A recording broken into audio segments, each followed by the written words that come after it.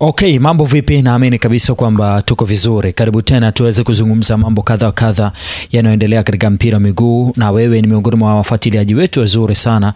Umekuwa nasi katika kila nyakati kuhakikisha kwamba unapata taarifa na maarifa ya kile kinachoendelea. Mchezo wa nusu robo finali ya kombe la FA wa mwisho umemalizika rasmi katika uwanja wa Azam Complex, ambapo KMC Complex kumradhi, ambapo Young Africans wao walikuwa wanamenyana na kikosi cha Stand United by the way. Na Stand United yeye anashiriki michuano ya Championship, kama utakuwa unakumbuka yupo katika nafasi ya 3 nyuma ya kikosi cha Mbeya City na Mtibwa Sugar ambao wanapewa nafasi kubwa sana ya kusalia kunako ligi kuu Tanzania bara. Walikuwa wanakutana kikosi ambacho kinaongoza ligi kuu Tanzania bara, kwa maana kikosi cha Young Africans, na mweka utofauti mkubwa sana kati yao pamoja na timu ambayo inaongoza ligi kuu Tanzania bara, kwa maana ya Young Africans wakishuhudia ushindi mnono wa mabao 8-1. Na haya yanakuwa ni mabao mengi sana kwa msimu huu Young Africans kumfunga mtu, na Miloud Hamdi anaonekana kwamba msimu huu acheki na wowote, kwa sababu yeye alienda kuanza na kikosi kizima cha wachezaji wote wale ambao anadhani wanaweza kumpa matokeo mazuri.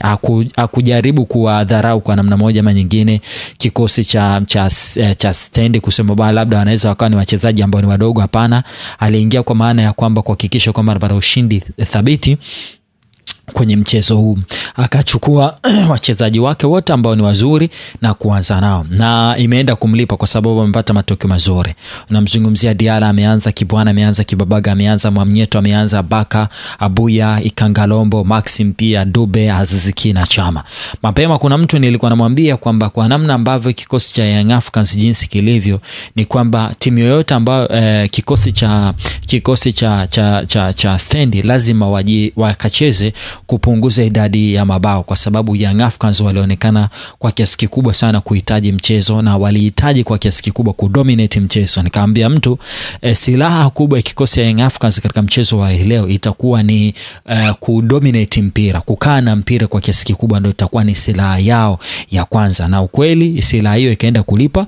Tukaona Young Africans wakiwa wanaudominate mpira kwa kiasi kikubwa sana, na mapema sana dakika tu ya 15 ilitosha tu kumpa Stephen Aziz kufunga bao la kwanza. Dakika 19 Kibabaga akarejea tena, dakika 32 Chama akafunga akarejea tena, dakika 39 Chama akafunga tena, dakika 50 kipindi cha pili Stephen Aziz akafunga bao lake la pili, na alikawa ni bao la 5 kwa kikosi Young Africans. Akarejea tena kufunga bao la 6, akarejea tena kufunga bao la 7 na akafunga bao la 8 Kennedy Musonda. So kiangalia kwenye scoreboard leo unazungumzia wachezaji 4 ambao wamefunga mabao 8.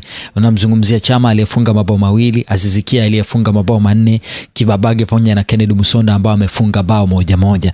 Kuanzia kipindi cha kwanza ilionyesha kwa kiasi gani Stephen Aziz alikuwa aggressive, na unaweza ukachukulia kiwepesi mabao haya 4 aliyofunga, lakini kimpira yanamrudisha kwenye hali kubwa sana ya kujiamini. Clatous Chama aliyefunga mabao 2, utakumbuka last match pia alikuwa na matokeo mazuri. Anaendelea kuonesha kwenye mchezo dhidi ya kikosi cha Azam alitoa assist 2, so inazidi kukuonesha kwamba jamaa na yeye ameendelea kuwa moto kwa kiasi gani. Although haijawa siku nzuri sana kwa mchezaji Prince Mpomalelo mwana Mfalme Dube, kwa sababu tulidhania kwamba mchezo huu na yeye angeweza kufunga mabao mengi, lakini sivyo bahati. Ameishia tu kuchangia kwenye kutengeneza mabao, lakini si kwenye kufunga. Aziziki performance moja ya ajabu sana, kwani amehusika kwenye mabao 6 katika mabao 8 aliyofungwa leo, kwa maana yeye mwenyewe peke yake amefunga jumla ya mabao 4, lakini ametoa assist 2. Maana yake amehusika kwenye 80% ya mabao yote ambayo yamefungwa leo. Mind you, Young Africans walikuwa wanamkosa Pacome, wanamkosa Aucho ambaye alipata injury, walikuwa wanamkosa Clement Mziza ambaye hakuwa sehemu ya kikosi cha mwalimu, walimkosa Shadrack Kaboka Mede.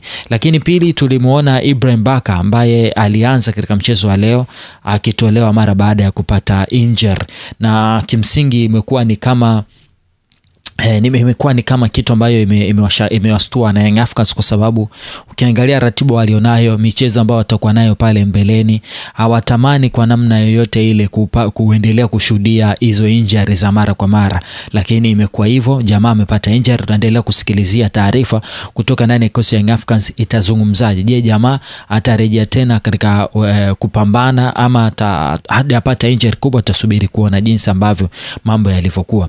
Mara baada ya mchezo wa leo, Young Africans wao wataenda kucheza mchezo wao unaofuata tarehe 21. Ndivyo ambavyo ilivyokuwa imepangwa. Kwa sababu tarehe 20 ilibidi wakipige dhidi ya kikosi cha Fountain Gate, lakini taarifa niliyopewa ya ndani kabisa inanieleza kwamba Young Africans tarehe 21 watakuwa wakipiga dhidi ya kikosi cha Fountain Gate, ambapo mechi imesogezwa mbele kwa siku moja.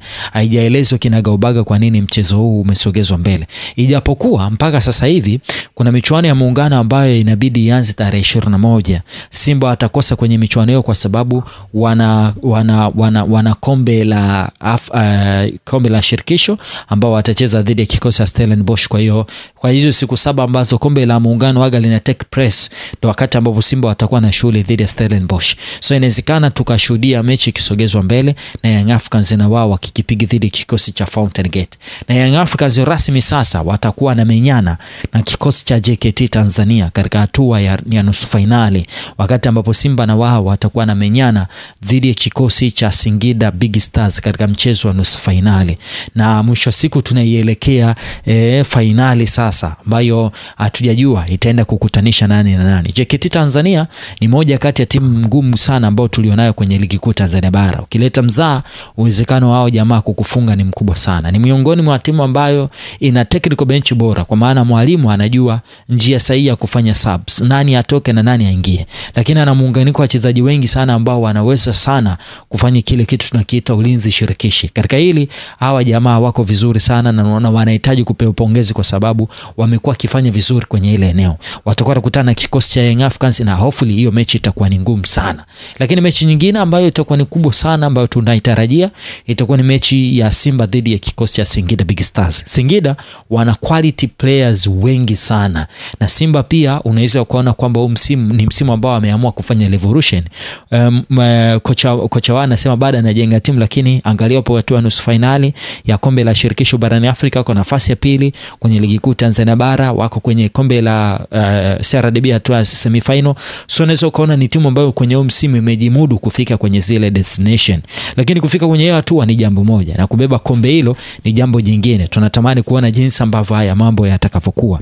Mara baada ya mchezo huu, Stephen Kazizi yeye ndio ambaye amekuwa man of the match kwa sababu amekuwa na ushiriki wa mabao mengi, mabao 6, na alikuwa na deserve Young Africans katika shughuli. Na sijajua wewe kwako mwana Young Africans, kiwango hiki cha Young Africans leo umekionaje? Nitafurahia sana ukiniandikia katika comment na ukiniambia ni nani ambaye amekukosha. Kwangu mimi Stephen Aziz amenifurahisha sana kwa sababu napenda the way ambavyo anavyoendelea kufunga, na leo nimeona akipata ule uhuru ambao alikuwa nao katika msimu uliopita ambao alifunga zaidi ya mabao 20. Mind you, taarifa zinasema kwamba Chama pamoja na Stephen Aziz wanaweza wakaliamsha dude kwa maana ya kuondoka. Tutasubiri kuona jinsi ambavyo mambo yatakavyokuwa. Asante, ni bye bye.